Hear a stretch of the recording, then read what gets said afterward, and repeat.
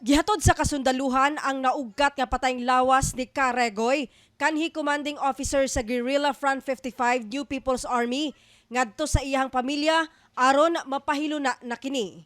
Kahinumduman niya atong Disyembre 6, 2021, na-recover sa scene of the crime operatives Consoko, tropa sa 103rd Infantry Brigade ug 3rd Infantry Battalion ang patayng lawas ni Daniel Bandalan alias Caregoy sa kabukiran sa Santa Filomena, Quezon, Bukidnon.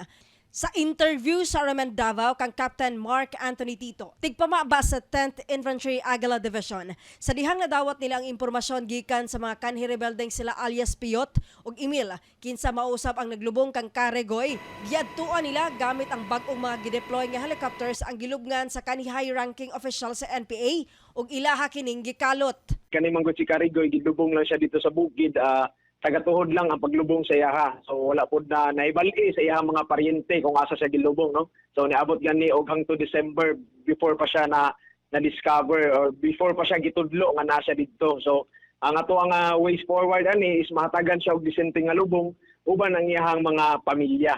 Base usab sa mga testimonya sa kanhi rebelde, namatay si Caregoy tungod wala na maatiman pa ang sakit ni ini nga tuberculosis samtang natulog kini sa iyahang duyan.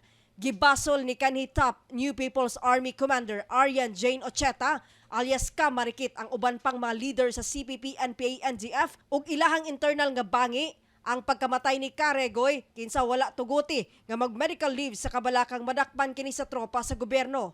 Padayong nanawagan ng AFP sa mga nagpabilin pa sa kalihukan nga mo surrender ug aron makauban usab nila ang ilang pamilya karong Kapaskuhan. Kasama mo sa balita ug serbisyo publiko, Radyo Man Aimee Ginita, Tatak RMN.